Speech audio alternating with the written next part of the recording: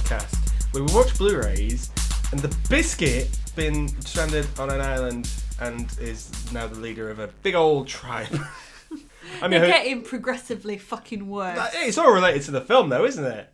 I'm your host James, co-host Jade. Hello. Before we start, I really want to delve into the rules of Liar's Dice. I think this is important. There's a game in this film, we spoke about it last week. I think we spoke about it before. We've spoken about it a few times. Where we said, rules? What rules? We don't understand the rules of this dice game that they play in Pirates of the Caribbean, Dead Man's Chess. Do you know the rules? What do you think the rules are? You shake them, and then Davy Jones wins. Okay, well you're not... that's it, basically. You're not far off. Okay. All players have a set of dice in a cup. Each player turns his cup over and looks at the numbers on the top of the dice without letting other people see. Each player, in turn, bluffs as to how many total units of die, 1s, 2s, 3s, there are amongst all players. If your bluff is called, you lose. If you bluff successfully, you win. It sounds well shit. It's Pirate Yahtzee is what it is. Basically, yeah. Could they have not had any other games? A cheeky bit of snakes and ladders? You want Monopoly, don't you? I do, yeah. I want to see them all. I landed on Mayfair! Oh. This film is, well, it was for me a complete personality change for me when I was 15. Exactly the same. This had no right to be as fucking good as it is. We need to preface this with a statement saying, like, we watched it, the first one last week. Mm-hmm. You were like, you didn't really love that one as much. I enjoy it. I think it's good. But this one does something to me, and I'm not sure what it is. Neither do I. I remember it being everywhere as well when it came out. I think that's the point. Last week we said we didn't have the MCU. The MCU it didn't exist. Yeah. So we had, back in the day, we had our pirate movies, and they were the things that got us through the early 2000s. Pre-MCU. Piracy costs jobs. Don't touch the hot stuff. Don't touch the hot stuff. Cool, it's copyright. I want to firstly talk about my favourite 30 seconds in film ever. Mm-hmm. Ages ago I posted this, and I explained why it is. And you know those moments where you see a film for the first time, maybe when you're a bit young, so they impact you a bit more, and you think, like, fuck. Yeah. Like, that would play in my head all the time. Okay. They're on the island with the tribe, the cannibal tribe. Yeah. They're just about to escape. They're on the Black Pearl, and like Jack's got out of his like bonfire thing or whatever. Mm-hmm. And they go to, like, oh, we need Jack, we can't leave without him. Mm-hmm. And then Jack like shouts oi, and then he comes around this like bay. Mm-hmm. And then he's being chased by like 200 cannibal tribe people. Mm-hmm. And then the music really kicks in. Yeah. I just think as soon as that music kicks in to when he gets on the boat is the best 30 seconds of film I've ever seen. Genuinely. I think it's as good as well. As soon as he gets on the ship, he tries to do this is the day you'll remember, and then he gets fucked over by the wave. It's just a great way to end it. Mm-hmm. I think it's such a great piece of cinema. I think it just feels massive as well. Yeah. Because at the end of the day, he's just one guy. Yeah. And he's being chased by all these people. You're looking for some high stakes. The silence there was, I was going to, there were some bloody stakes on the ceiling. Because you're so those annoying. Stakes are too high. They need to bring those right down. Oh. But yeah, that's my favourite bit, probably bit in cinema history altogether. And it's not my favourite film, although it was. It was your favourite film. I remember this also hitting me really hard. We kind of liked Black Pearl. I don't think I ever really saw it with my friends, but for some reason we decided we wanted to go to the cinema to watch Dead Man's Chess. Mm-hmm. Again, don't know why. Well, when we got there, it was insanely busy. We ended up getting the nosebleed seats. I caught the nosebleed at the front because you get a nosebleed from looking up. No, looking up is what you do to stop a nosebleed. Oh no, it gave you a fucking nosebleed. Right, okay. Because you had to sit there that long, so it was like, oh, it's okay. We'll sit really super close to the front and get neck sprain. Yeah. But it was so good. Mm-hmm. And all of us came out afterwards thinking, oh, we need to go and watch this again. And we never did. Oh, did you not? Okay. No, but I remember any movie trailer, so any Disney movie at the time that come out on DVD was showing the trailer for Dead Man's Chest. Mm-hmm. And I was loving it. I think it would start with a yo ho yo. Oh, it still hits. I had Empire magazine. I had all the movie magazines that had spreads in it. Mm-hmm. I was obsessed. Let us talk about the little bit that would feature on Disney DVDs back in the day. It would start with, we have our heading, and then it would cut to a clip of Peter Pan going, here we go, and then it would be the music from, I think, Dragonheart. Dragonheart always wins. A clip from this film kicks that off. Yeah. Disney was pirate. Yeah. Mad for it. Sequels. How do you like your sequels? I don't like a rehash of the original. Okay. That feels lazy and it's boring. Do you think this is a rehash of the first one? No. Me neither. Absolutely. It still has the fun elements of it. This is really strange for me because usually sequels that do well have a lot of elements of the first one included. They don't stray too far away. Sure. This still had the elements. You got your main three in that you'd got Captain Jack, you got Elizabeth and Will doing their shit together. You had this grand epic voyage, but it just, I don't know, the big bad villain in this was really good. It felt like the story was different completely. I would agree. I think this one is darker though. I benefited from watching it today, and like you didn't get a chance, unfortunately. But we've seen it so many times that we don't have to watch it again. No. This starts, and the tone of this one is very dark. I thought, anyway. Obviously, you get the fun stuff with the wheel and things later. But in terms of tone, it starts with Elizabeth being left at the altar because Will's been arrested, and they're going to be killed. Both of these characters that we love from the first one. Yeah. And then it cuts to a scene where Jack Sparrow is escaping from this prison, and he's in a prison where people are just hung up in cages and they're having their eyes picked out by ravens. It's grim. It really is quite grim because it's like all our three characters are not in a good place at the beginning of this. At least it alludes to with Captain Jack. Yeah, you spoke just a little bit about having the main three, but there's a void in this one.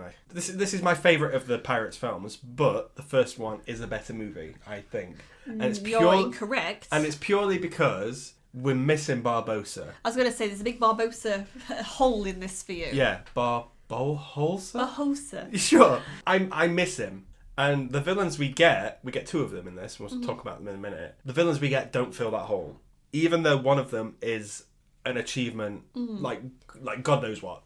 Yeah, I think the thing is though, they didn't want to have the same villain again. You've got to have a villain that's a little bit different, and so we get two sides of it. We've got like a monster villain in this. Yeah. Then we've got the human element of this. So there's almost there's two warring sides almost. Then you've got our main three kind of in the middle. Yeah. Of these two sides, and I think also what we get here with Davy Jones's character is we also get some of the myth around Davy Jones, his pet. Which we've never really had sea monsters in any of the other films. I see monsters all the time. Shut your face. And it just works so well because it's a very simple quest in Black The first Pearl. one, yeah. This one you've still a quest in there in the fact that Jack's marked. But there's they've got the added element of the fact that the East India Company are after them as well. You've got Davy Jones, you've got the Kraken. There's all these extra added threats. Oh, it's so good. I spoke last week about my all-time favourite pirate movie, which is Muppets Treasure Island. I'll die on that hill. That's a masterpiece of a film. Comparisons here to Muppets Treasure Island will not go amiss. The Black Spot. Now, if you are me and you've been raised on Muppets Treasure Island for a long, long time, watched it on repeat on video, wore that video out genuinely. The Black Spot was a gift that Clueless Morgan gave to Tim Curry's Long John Silver. And he goes, "This is for you." And it's a piece of paper and it's written on the scripture and he goes mad or whatever. Yeah. But it's just a black ink splot on a piece of paper. This, obviously we have paranormal things happening in this world. Fine, I can get on board with that. You do know in Treasure Island that that's not how it actually happens, right? Okay, you're talking about the actual book Treasure Island. Yeah. I'm talking about that, but with Muppets in. Yeah, so to get the black spot means you're marked for death. Okay. Even in Treasure Island. I appreciate that, but this one's got Muppets in it. Right, okay. How do they enforce the black spot? I think it might have been a bit more to do with that, I think does it mean if you got the black spot, it was an idea that you had plague or scurvy or something like that, so you were going to die? Could be, yeah. I think that's probably where it comes from, but then it's had some artistic license. I think. I could be wrong. Maybe that's probably got lost in translation, maybe. But it's really cool, and it's really creepy as well, having this sort of curse on you. That's what I like about this one. Obviously, we meet Stellan Skarsgård. He's in this. Hello. Hello, Mr. Skarsgård. Hello. 4 hours of makeup for Mr. Skarsgård in this one. And he looks so good. Well, not really good, but his makeup is excellent. It looks like he stinks. And I think that is the best compliment I could give to him. He looks all crusty, doesn't he? He's a crusty crustacean of a man. He's a crusty man. Yeah. But he comes in and he shakes Jack's hand and he gives him the black spot and it forms on his hand. And this is maybe like a homing device. Like if you have it, like Davy Jones, who is out to get whoever has the black spot. Yeah, basically you're marked. You're marked, yeah. Let's talk about Krakens. Because you're cracking me up. Oh my god! I was not expecting to hear that coming out your mouth this evening. Like Kraken, like the octopus, but also Kraken, like. Oh, shut up! First of all, the soundtrack for the Kraken, the soundtrack in general for this one is better. Yes. Why is this? Because it just is. They've had to have extra scores in because Davy Jones has got his own kind of lullaby theme as well going on. It sounds a bit. It's very. It all seems minor key. Obviously, you get the fun. He's a pirate, which we're used to. He's a pirate and stuff, yeah, and the Jack Sparrow theme, which is iconic at this point. But the Davy Jones stuff, it starts with the music box, and then it goes a bit because he's got an organ, yeah, and he plays it with his beard. It's a bit Phantom, isn't it? Yeah, and it goes a bit Bach staccato in E minor, which is the. It's very sad though, isn't there? And there's a really sad element to it. It's again very lullaby-like. It's quite a compelling villain. Oh yeah. We're not talking about him. No. We're talking about the Kraken. Out of the films that have featured a Kraken, have you seen many of them? Yes. Have you actually? Yeah. Okay. The most important one ever. Hotel Transylvania. Oh, 3. fucking what? I thought you were going to surprise me with a Clash of the Titans, but you drop a Hotel Transylvania. Oh, that's so... He does the Macarena. I've seen it, yeah. Because everyone says I look like the guy from that. You do look like the guy from that. Hi, Johnny. Yeah, okay.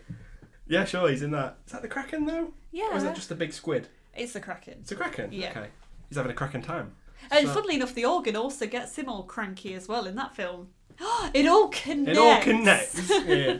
I love the Kraken in this. I think it's such an exciting thing to bring into this franchise. Mm-hmm. I agree.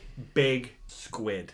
And we don't see the Kraken for ages. It's literally right in that third act, but we see some Kraken attacks beforehand, which I think are they're genuinely really creepy. You know, when we just see the guy with the hat. It's a bit Jaws, isn't it? Yeah. These pirates believe in bad luck and stuff, so one of them picks up a hat that Johnny Depp loses. Sorry, in the ocean, Jack Sparrow loses, and picks it up and he tries it on, and then we see the Kraken move under the water. It's like a shadow. Blink and you'll miss it. Mm-hmm. And then these pirates are arguing, it's like, oh, throw the hat back, you've cursed us with, or whatever.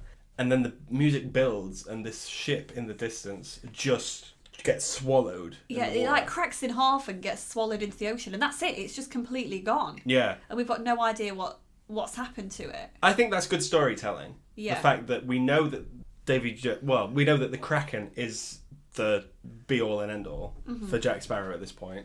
Yeah. If he doesn't sort his shit out, yeah, then he's going to get this. And then, well, it doesn't tell us, but it shows us, which is masterpiece of filmmaking that is. What's at stake? And get them stakes down because they're too high. But no, I found that there is like a creepy sort of cursed undertone to this film, which I think it really works with pirate films. Explain. I don't know, I think the whole idea of like cursed treasure works in the first film. This time it's Jack Sparrow having the black spot and he's marked by the Kraken. Mm-hmm. I think it just works with that kind of pirate trope. Yeah. Because pirates should be scary a little bit. Yeah. I mean, you have the fun element to it, but I think they also are pirates are done well when they're done creepy. I agree. I think this one, the tone for this film, is perfect. I do like the sort of creepy stuff to it as well. Not so much in the third one. No, it's got a bit. Some of it's got like an element of a ghost story running through it. Yeah. I think it's a different sort of movie. It's a different kettle of fish. Yeah.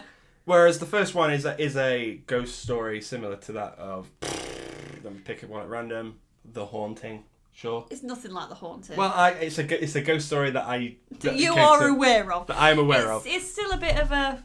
We know what we're doing. It's a bit of an adventure thing. We know we're going to the the island with the gold. It's very straightforward. This one feels more very Black Lagoon-esque.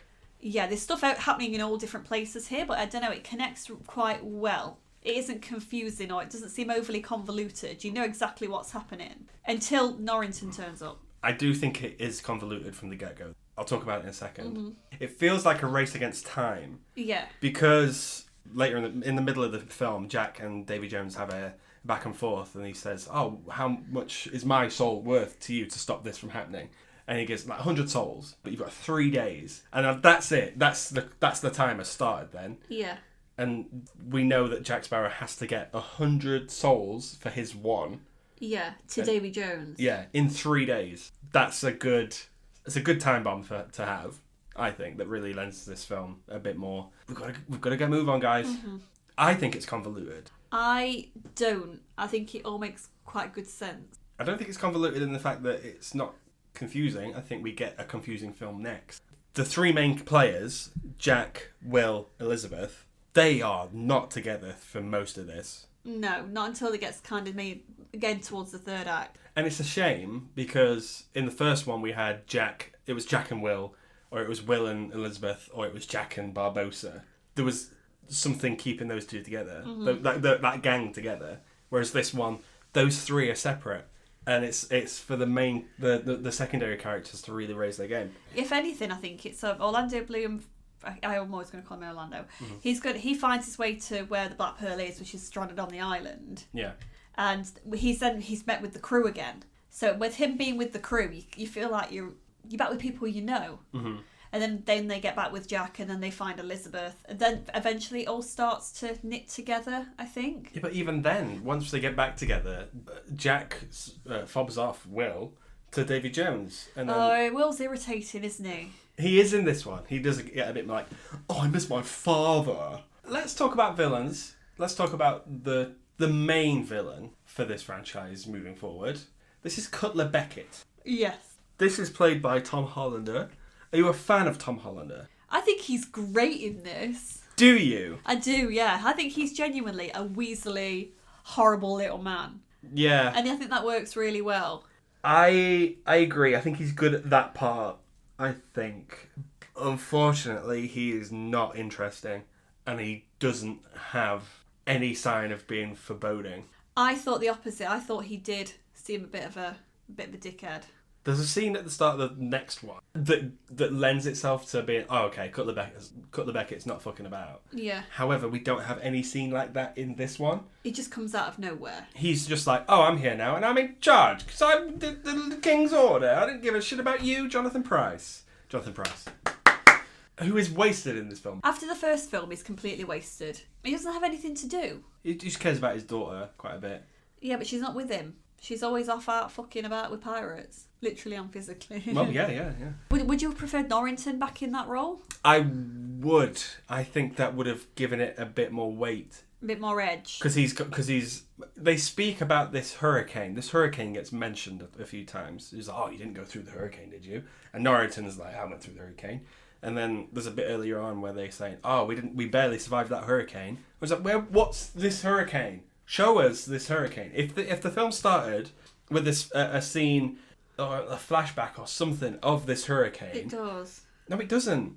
Are they at the wedding and isn't there a hurricane? Isn't it off the back of a tailwind of a hurricane? I don't think it's that soon.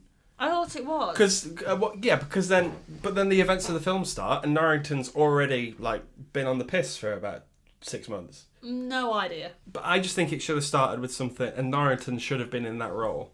Okay. Where he'd lost his crew, he lost his rank, and he's had to build his way back up to that rank of Commodore Norrington. He's done it, and he's like, right, now I'm really pissed, and I can do what I want now because I'm in charge. But I suppose then I think that's the annoying thing after this film. Norrington's completely wasted, really. Yeah. Because he doesn't have anything to do in the third film. That is true. Because once he's got his bartering point, which we'll talk about later, That's it. He doesn't have anything else. All he wants is his position back, and then he has nothing to do with it until he helps Elizabeth in the second... In the third one. Third one, yeah. But he's boring after the first one, really. So and some of the scenes in this. So why bring him back? I know what you mean. The problem with this one is that it's carried over too many characters from the first one. Mm-hmm. And one comes back later again to really, really fill that hole. But then the writers are written into a corner where they have to pay off all these different storylines for these different character arcs, and ones for new ones that they bring into the third one anyway. It's just a snowball effect of, right, it's going to get more complicated, you're going to have to stick with us because we don't know how else to go with this. I'm the opposite. I feel like they ended it on a really good note and then they didn't know what to do with it. Because ultimately, we're spoiling the end, if for what I'm about to talk about. Go for it. Cutler Beckett ends up with the heart. So he's got control of Davy Jones, and then that also means control of the Kraken. Yeah. Because they come hand in hand. Mm-hmm. That makes the East India Trading Company too powerful. But that's why because ultimately, you could be sending the Kraken after everything. But they don't. For some reason, they have to have Davy Jones kill it, and then do this, and then do that. The third one for me was a real shame. Yes, it brought back some good character. I say Turk because there's one good character. Mm-hmm. There's a few good scenes. I think it's wasted. Uh-huh. I think they could have done more with this, but I think they almost ended this film too strongly. I agree. We'll talk about the ending. And then they didn't know what to do with it. Yeah, we'll talk about the ending in a minute, because that's another great viewing experience for the cinema goers. Mm. People who were born in, like, the early 2000s, like, if they look back on this, or if they watch this for the first time, did they go, oh yeah, that was alright? Probably. Because this was mind-blowing at the time. Yeah, well, we didn't have the whole stay back for the credits sorts of stuff that we had. Yeah. Like we have now, do you know what I mean? Like if you had a cliffhanger, you had to show it in the last 5 minutes of the film, yeah. Yeah. I mean, you did get an after-credits scene with this film as well, but it wasn't one that everyone was clamouring around to watch. The dog. Oh, the dog is the king. Oh, yeah, of course, because he runs away, yeah, sure. Davy Jones. This is incredible CGI work. Oh my god, it really is. This really stood the test of time as well. Have you seen all the pictures that was going around about it? Mm-hmm. With all those like dots on his face. So it's played by Bill Nighy, which that is a massive coup for this franchise. Mm-hmm. He didn't have to bring it as much as he did, but he did. He did. He brought it. The reason he is Scottish is because obviously he's in charge of the Flying Dutchman, but Bill Nighy couldn't do a Dutch accent, so he just thought, I'm going to do Scottish. Great, fine. I'm here for it. All the best characters are Scottish. That's just because you're David Tennant. What? Yeah, so he's got the like makeup around his eyes and his mouth, but then he's covered in motion capture tennis balls or whatever. Yeah. And they're filling in the gaps. It's an incredible performance. The thing is as well is he acts through that CGI so well. I mean, I think that's also a testament to the actor, but also to whoever animated it, etc. Because they did enough on the facial expressions to really help that. They knew that the heart of the character was in his eyes. Yeah. And I think that's where it benefits. If he was just a character that was created CGI, I think the eyes would have looked flat, maybe a bit Polar Express-y. Yeah, yeah. But this, you do have the weight of that performance to back up that CGI. Mm-hmm. And that CGI is flawless. Money's been pumped into this. As it should be, because that's a really, really good character that they created there. That CGI looks better than some CGI we get nowadays. Oh yeah. So I agree. It won the Oscar. As it should have done. For that alone. For just Davy Jones. Yeah. I think some of his crew suffer a bit.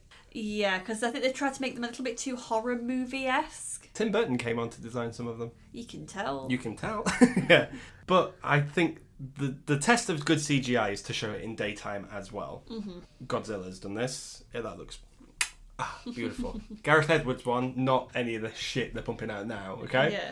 I think Davy Jones, anytime he showed up at the start, he was always in shadow. And you think, oh, it's in shadow. Yeah, they show him in shadow a little bit from the beginning because it's just a name that we hear. Yeah. It's like, oh, Davy Jones is after you. It's like, oh, fuck, who's this? Because I think a lot of people have heard of the phrase Davy Jones Locker before. Mm-hmm. So it's like, oh, what mystical villain are they going to create? I don't think anyone was expecting something quite that good. Yeah, and that's a good piece, an inspired piece of character design. Yeah, because I think before, in the previous Pirates film, up until now, or even the big bad villains, even though they'd been ghosts, whatever, they'd all still been pirates. Like, they'd still looked like normal pirates, really. Davy Jones is completely different. Him and his crew don't look like anything else that we'd seen in any of the films so far. Yeah. I think that's probably why they're so striking. The Flying Dutchman is quite a famous ship anyway. Yeah. So if you go, oh, we're doing Davy Jones and the Flying Dutchman, you would think, well, you need something to live up to that legend a little bit. Yeah. They delivered completely. Every time you say Flying Dutchman, I think of the Frying Dutchman from The Simpsons. Oh, okay. It said it was all you could eat. I was like, is it Dutchman or is it Scotsman? Because that is a train. Yes, it is. Yeah. Yeah, it's so well done. But the test is, can we show it in daytime? And luckily, there's a set piece later on where it all happens in the daytime, and it holds up. Yeah, I agree. So, bravo to everyone in charge. We get the same wet ends, Elizabeth and Will. How do you find their love story in this? I'm conflicted. Okay. I know these are good characters. We've seen them be good. We've seen them be good together. Yeah. I appreciate where their arc is taking them. Especially Elizabeth's. Yeah. That's something in the third one that really pays off for me. However, Will is a turd. There, I said it. I don't like him in this. He doesn't care. He only cares about himself and his dad. And it's like, well, hang on, whoa, you've got your dad's a pirate, so he's a criminal, and he's dead anyway. Don't worry about him. He's doing his time. He's too focused on that to then go, oh, actually, what about Elizabeth? You've stopped caring. I find him weird because obviously if you've never met your dad before, you always thought he was dead. Then actually you do find him is a soul trapped on this ship. Are you going to try and do what you can to save him? Maybe, yeah. I don't think Orlando Bloom's given the best things to do here. I would agree. And I don't think it makes Will the most likeable of characters. Even when shit happens to him later on in the film. Yeah. He just comes across as irritating. I mean, the moment with Liar's Dice, he tries to challenge Davy Jones. Oh, he's so annoying. But then Skarsgård's is bad. Skarsgård's like, oh, he's my son. Yeah, he's got my son. He knows where he got it from. Yeah, and then in the Liar's Dice, I hate to come back to this fucking Liar's Dice thing because it's so annoying. This 20-minute sequence where nothing happens. Do you know what the biggest lie is, though? Go on. He's a spitting image of old Bootstrap. Yeah, you guys look nothing like starfish on the face aside. You don't look alike. So jog on. Anyway, the bit with the Liar's Dice, Will goes, okay, I just need to see where the key is, and he's got a plan in place. But then his dad comes in and he's like, oh, I've got 100 years on this ship anyway. Who gives a shit? I'll join you. I was like, get out. If I'm playing poker and my dad joins the game and being like, I've actually got a flush there, son. And I'm like, fuck off! I like that. I can imagine you now playing online poker and it's like, Mr. Hullum joined the game. Yeah. Fuck off, Dad! Dad, I'm playing with my friends, Dad. I just need to know where the key is. Jog on. You're as bad as each other. You're cramping my style, Dad. He deserves to have a cannon strapped to his bootstraps, is all I'm saying. Get down and stay down. Stay where you fucking was. Absolutely. Jack Sparrow in this. His accent is flawless. He always delivers. No, he doesn't. Movies. Yes, he does. Johnny Depp does not always deliver. In these movies, yes, he does. Have you seen Willy Wonka? Have you seen Mordecai? Let me rephrase what I've just said again. In these movies, he always delivers. And you're down me fucking throat. I'm sorry. Yeah, in these ones, yeah, absolutely. Do you think that the producers and the director know that he is the winning... He's the one that's bringing it? Yeah, 100%. I agree. You don't notice it as much in the first one, and the third one goes mad for it. But this one, it's just right. I think it is. This is the Goldilocks. Also, I like how this one feels like he's making it up more on the spot. In the first one, he obviously had a plan in place to get to the Black Pearl back. It's a loose plan, but it's a plan nonetheless. This one feels like it's like, I'm winging it. I'm winging it and it'll work for me. Yeah, I'm going to escape this tribe. Oh, here's Orlando Bloom. Okay, well, he's going off into that bone trap or whatever. And then I'm going to be on the barbecue. But I'm going to get out of that because I'm going to ask for more wood. I'm going to bounce on that until I fall off. And I'm going to run away. And then I'm going to run across a bridge and I'm going to fall. And then I don't think he does. I think a lot of this sorts of stuff, I think weird shit happens to Jack wherever he is. But I think he's just really good at thinking on his feet. Do you think it leans into a bit more of him being indestructible? A little bit, yeah. Yeah, I agree. I want to use a action film to really hem this home. Okay. Are you a fan of the Die Hards? Yeah, say yes. I'm not as much of a fan as you are. No, I'm a fan of the first one and the third and fourth. Number 2 I haven't seen for a while. In the first one, Die Hard, John McClane is just a regular cop, and he feels like at any point he's expendable. In the fourth one of that franchise, he's using police cars to ram up into a helicopter. Yeah. And he's falling off plane wings and stuff. He feels like a superhero now. Yeah. Do you think that's happening with Jack Sparrow a little bit? Eventually, yes, in the franchise. In this one, I think there's still a little bit of a, oh shit, he's a bit fucked. I mean, and obviously they do that later on in this film. Yeah. But do you think that's the hindsight of you knowing how this film ends? For you to go, oh, actually, yeah, he's still, he could go at any minute. I don't think they were, and because of how popular he was, I don't think they were ever going to get rid of him. No. So, but I think they do, especially with the cannibal tribe bit in the start of the film. I think that is genuinely quite good, and I think it just builds you up a little bit. Like, oh, he is a bit fucked actually. How is he genuinely going to get out of this? Yeah, it feels a bit Star Wars. I know what you mean. You've got Luke and Leia, who are Orlando Bloom, Keira Knightley, and then Han Solo is he's the cool guy. Jack Sparrow is the Han Solo of this franchise. He's just weird. He's the guy you want to hang around with, and he's the one that's really carrying it. And he's got his Chewie in the likes of Gibbs. Oh, Mr. Gibbs! Oh, he's anybody who knows me really well knows that Gibbs is one of my favourite characters in this franchise. I love him. I think he's so funny. What do you think to the rest of the crew? They're quite iconic now, though. Like when you see the crew of the Black Pearl, you expect to see the guy with the parrot. The small dude. You expect Glass Eye and Cotton Parrot and Glass Eye. I don't like those two. I know you don't, but you expect to see them there because we're used to seeing them now. We feel like we know them a little bit more. Yeah, no, that's fair. Familiarity. Yeah, so I think they have become a more recognisable part of the series. Fair point. But yeah, can you give me Gibbs' best line? Your favourite Gibbs line? What's your favourite Gibbs line? Well, I don't think I have a favourite Gibbs line. Everyone has a favourite Gibbs line. I don't think I do. I think I can watch this film without Gibbs, quite honestly. No, you couldn't. I know, I need him there. In the first one, he's an exposition dump. In this one, he's not so much. No, he's like Jack's sort of... He's basically Jack's right-hand man. But I feel like, at this point, if you're not invested in this world, then what are you doing? I think he's Jack's sanity at the end of the day. Yeah. But he sort of gets that himself in his character arc. Because Jack Sparrow is quite selfish. And obviously events happen towards the end of the film where it turns out he does something for the good of everyone else. But no, I don't have a favourite Gibbs line. I know yours. What is it? Lift it like a lady's skirt. Lift it, lads! It's funny. I like Gibbs. Okay, I'm going to get you a t-shirt that says that. I like Gibbs. I like Gibbs in a picture of him, one of those little love hearts. Yes. Okay, cool. Gibbs. They're the Bee Gees, aren't they? Sure. Okay, good. Let's talk Norrington. Yes. He's fallen on hard times after that hurricane that we never saw. Yes, he has indeed. Living his best life in the with the pigs. In Tortuga. Everything happens there.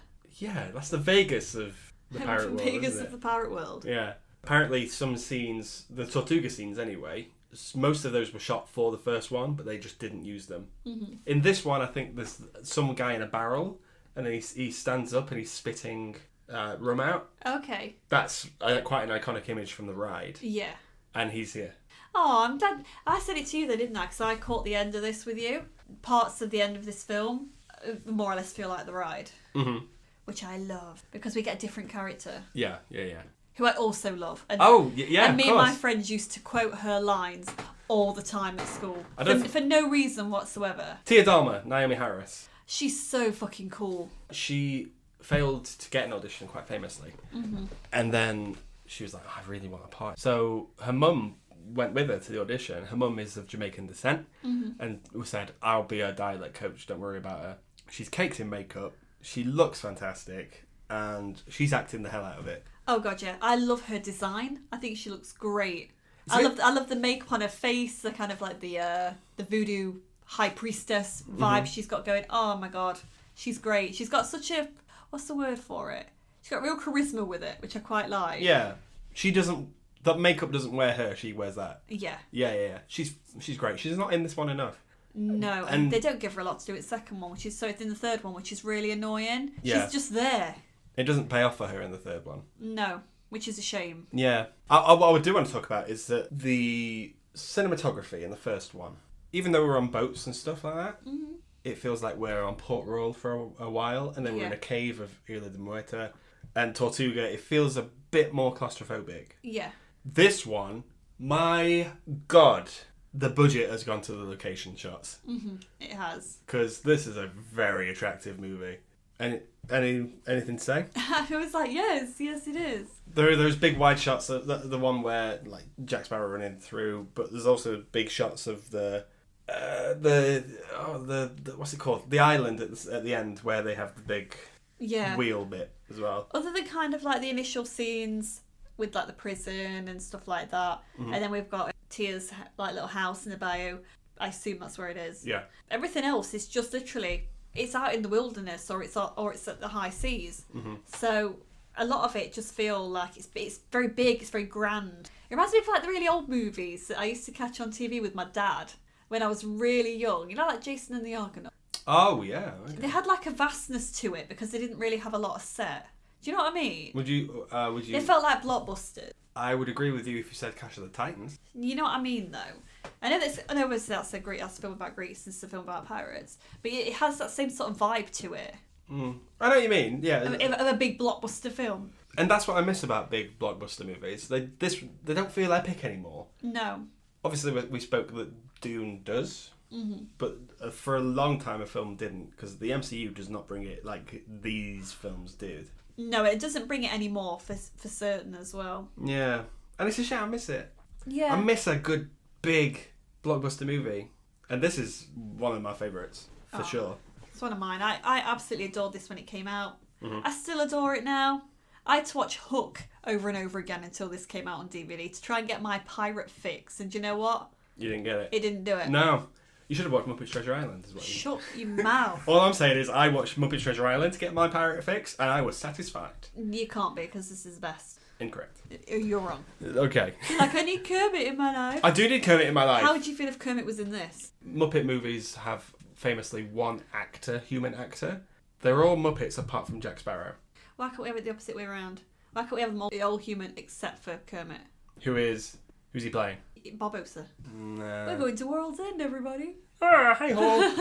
What have you done with my ship?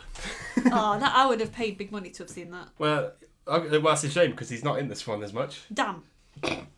There are set pieces. These films are good at set pieces. This director's good at set pieces. I do want to do a quick shout out to the Lone Ranger movie. Oh yes, the one that no one went to watch. Okay, I didn't go to see it either, but I got it on DVD. I don't have it anymore.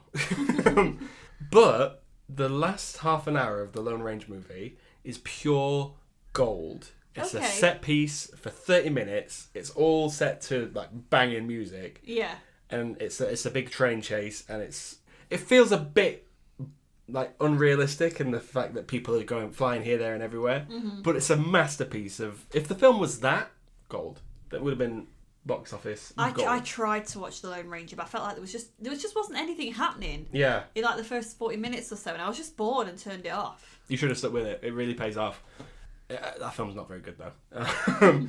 This one has set pieces to the brim. Obviously, we've had the cannibal chase. Yeah. Getting off the island. That feels like it's a good, maybe like a free running segment. Yeah, I'd agree. There's no weapons. There's no ships. It's just people running away from stuff. Yeah.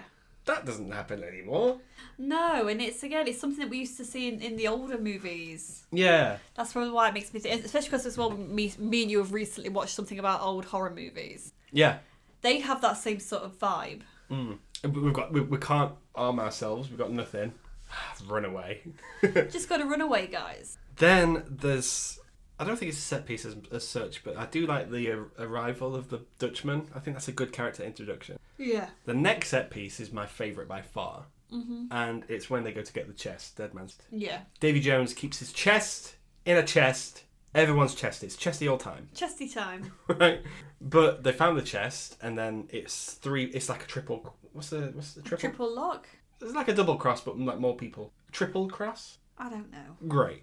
It's Norrington, it's Will, and it's Jack Sparrow having a three-way fight. Mm-hmm. And then obviously it goes onto a wheel.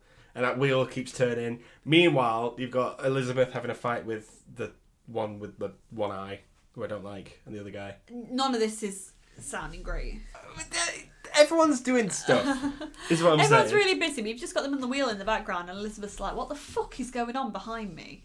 How you said Elizabeth's a bit with wet lettuce. Yeah. Not in this bit. No, she's not. I think she drops earlier in the film that Will's been teaching her how to sword fight. Mm-hmm. So she's not like damsel in distress as she was in the previous film. Exactly. I like that. I like that as a character role. That she's like, you know what? No, I'm gonna stand up for myself. Yeah. Apart from when it's earlier in the film, but no, she does because she fights against Norrington, doesn't she? Not Norrington, Cutler Beckett. Not really. She holds him hostage. Yeah, but she puts herself in that situation, doesn't she? She could have just been like, you know what? Fuck off. I'm just going to escape and think about me, but she doesn't. Does the pirate life choose you? Or do you choose the pirate life? Bit of both. Okay, bit of both. I like that. Yeah, because she does choose the pirate life. Even from the beginning, she's always been interested in it. Mm-hmm. Yeah, of course. But she's really good in this one fight scene where I quite like that. Obviously, Jack's on the wheel with those guys, but there's two swords and there's three people being attacked by Davy Jones's crew, and they're just shouting for swords and they're throwing the sword to whoever needs it most. That's quite good.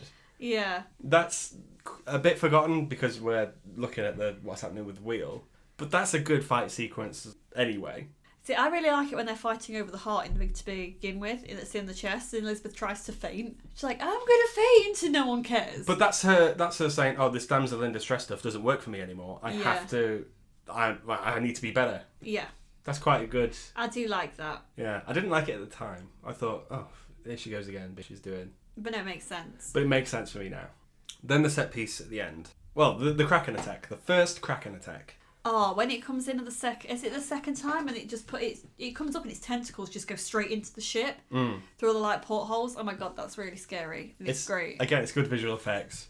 I do like that they built a ship just to destroy it. Mm-hmm. It feels like the shards of wood are just going here, there, and everywhere. Splinters galore. It's when we know it's coming as well. You know when they start raising that piece of wood up and it goes into the sea to call the Kraken. Yeah. And Skarsgård shouting, no! Because Will's on this ship and he's escaped the Dutchman, but they're like, oh, fuck it, we'll turn her up, I don't care. And you get to watch. Do you think both of those Kraken scenes should have been that first one?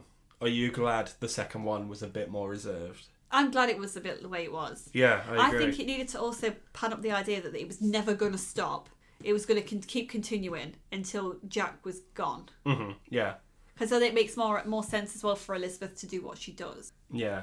But I think the whole Kraken sequence is absolute gold. I think it's great. Have you seen them build the behind the scenes stuff?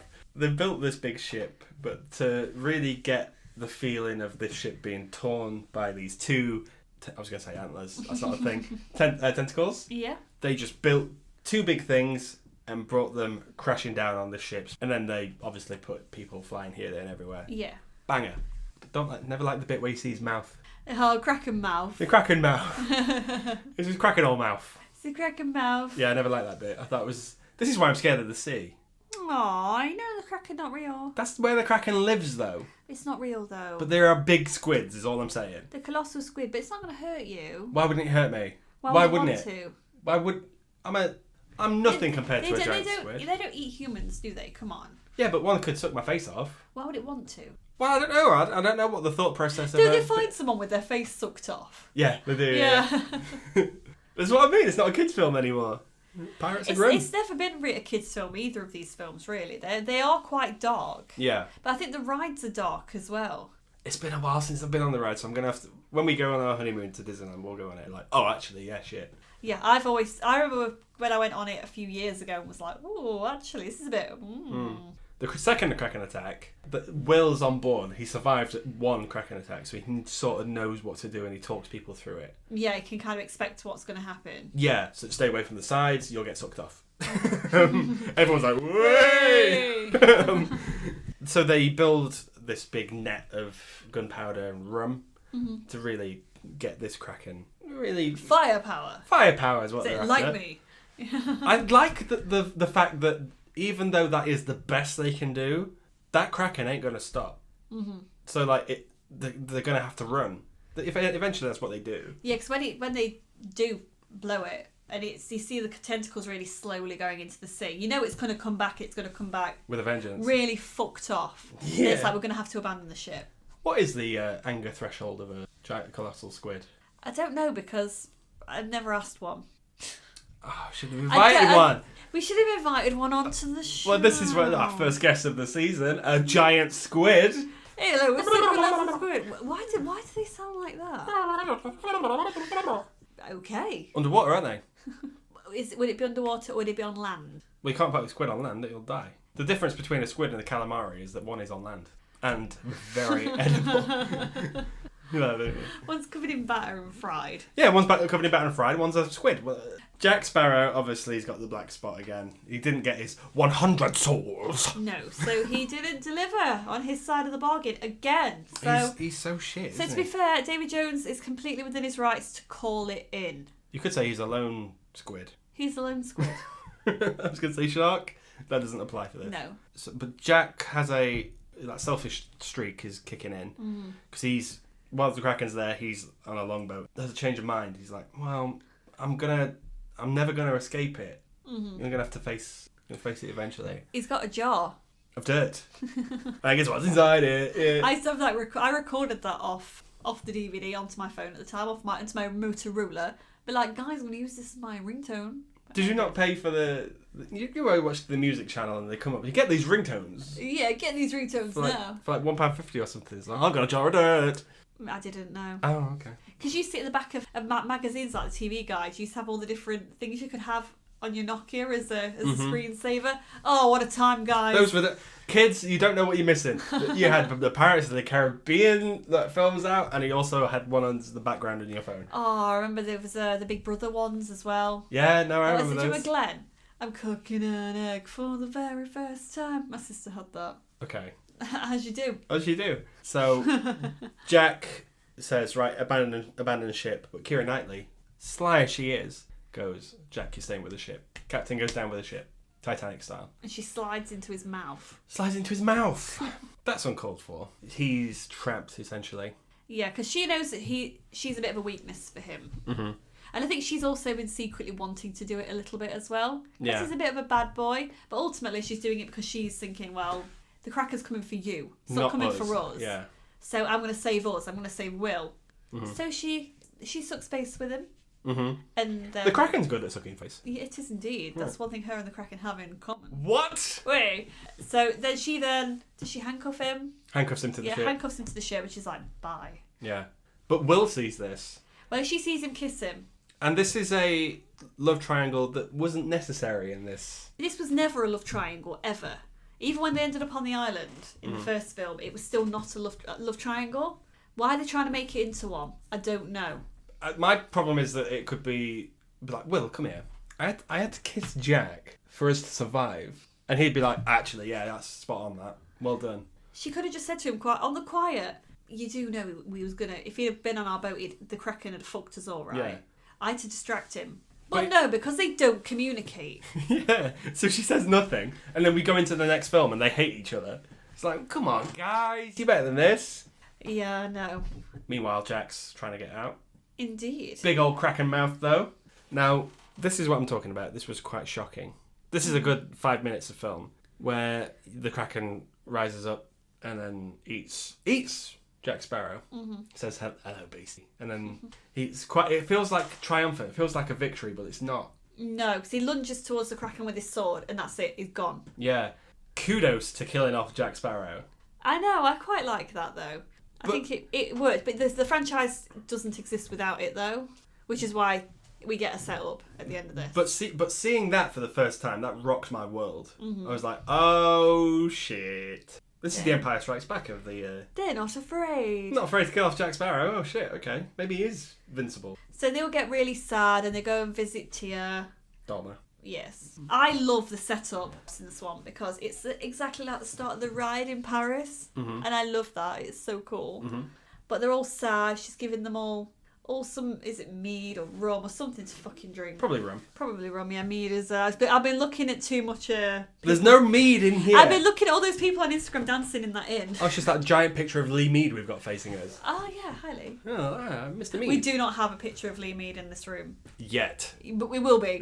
And then she's like, oh, we try and save Jack. Well, I think Will says, like, oh, if there's anything I can do to bring him back. And she's like, what? Would you? Yeah, would you? Would you really? Yeah. What about you? And everyone's like, aye. And then it's like, okay, but if you are going to sail to Davy Jones' locker... she calls it the weird and haunted shores. The haunted shores at World's End, and yeah. that in itself, the way it's described, is like, oh, that's really creepy. Mm-hmm. That's like when Doctor Strange says we're in the Endgame now. And then they called the next film Endgame. Sure. Yeah.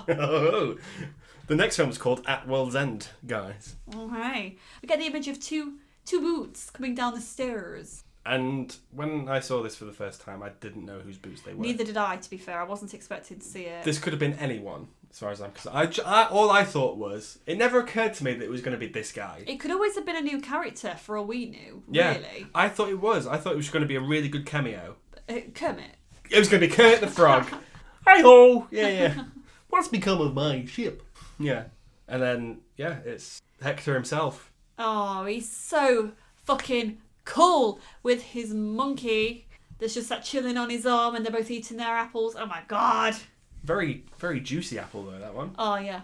It's all dribbling off his chin. All in his beard. Oh. That's Hector Barbosa for those. He walks down the stairs very slowly for someone called Jeffrey Rush. There's no rushing in that. No rushing. Very, yeah, okay. But no, he's... Rocks my world, genuinely, when he rocks up. And then that's it. That's all we get until Yeah. we get the end credit with the dog as the king of the island. And we had to wait maybe a year. I thought we had to wait longer than a year, but Well, I could be wrong. I think these ones were filmed back to back-ish. Yeah. But it did feel like a long time. It feels less longer when you had like a... I hate to do it again, but Infinity War. Mm-hmm. We knew Endgame was around the corner. Yeah. And they released a trailer within weeks. Yeah. This, we had to wait a while for that trailer. Oh god, we had to wait ages. So we didn't know what was going to happen. I felt like we had to wait ages to even get it on DVD. Yeah. Oh yeah, we did. It was one of the fastest selling DVDs like ever. Oh, I absolutely adored this. Mm. I felt like I was waiting for it for ages. Yeah. Again, I bought anything that had anything to do with pirates Mm-hmm. at the time. A boat? Yes. What? But I remember that all the pirate stuff ended up in the shops, didn't it? As like accessories. People were wearing the kind of pirate... Like they had the pirate bandanas like around their wrists and stuff. Do you remember? It was a very big deal. Yeah, it was great to see it kind of affect everything around Pop the culture, time. essentially, yeah. I remember reading the magazine and it was like Skull and Crossbones are ending up across celebrity fashion. Kylie Minogue's got one on her t-shirt and all sorts. It was crazy. Mm-hmm. Better than Space Jam? Yeah, Oh, yeah. Best of the franchise. I would agree. Yes. We're going to go to a little poll and ask followers if they what they thought to the Pirates of the Caribbean Dead Mun's Trust. Yes. And Tom Longstaff Hello. Hello, Tom. He said, my fave of all the films. You're correct. It Good is peak. The Film Collector, 2001. Mm-hmm. He's the 2001th I like film that. collector. He said, I enjoyed this one, but it's not a patch on the Black Pearl. Bill Nighy is magnificent, though. I agree partially. Mm-hmm. You are correct about Bill Nighy. Absolute icon. Our good friend Tawny Beard appeared on the podcast for the Jurassic Park episode. He did. He said, shite, like all these films. Oh no! Now this is won't be having any of that. This is complicated because he doesn't say who he's referring to. So I'm assuming he's talking about Tom Hollander as Cut the Beckett. Or David Schofield, because he's in American Werewolf and he's in this. It's a letter to the king. It's from you. that guy, you know what I'm talking about. Thanks for letting us know. Sorry you didn't like it as much as... Literally, you said Schofield, and that is not who I was thinking of. Yeah, David Schofield. I was thinking of the other man. The only Schofield. What are you talking about? Don't Google it! Dead Man's Chest is better. It's better than Space Jam. best pirate movie Oh. in this franchise. But I'd say, yeah, you had to try and bring it back then. It's the Muppets always. It's not. But at World's End next, you're looking forward to watching that again. Absolutely not, because it's going to be like 3 hours of my life I'm not getting back. I hate to break it to you, but it is 3 hours of your life. Is it actually 3 hours long? It's 3 hours long. Fuck me. We'll talk about it next week, because I've got a few key points I'd like to get in there. Oh, great. But it's about cinema experiences as a whole. I think I've only seen it like maybe twice, 3 times. I've not seen it a lot. Okay. Are you going to watch it in its entirety? I will do, because I feel like I've got to. Otherwise, I've got nothing to add to this. Whereas this one, I know this film inside and out. Mm-hmm. It's a banger. It's a banger. Look forward to seeing you. Well, we're seeing you. Looking forward to seeing you. Hello. Hello. Looking forward to talking about At World's End, because I've not seen it in a long time. But let us know. Better than Space Jam. Deadman's Chest. Deadman's. Deadman's. We'll see you next week, guys. Bye. Boar.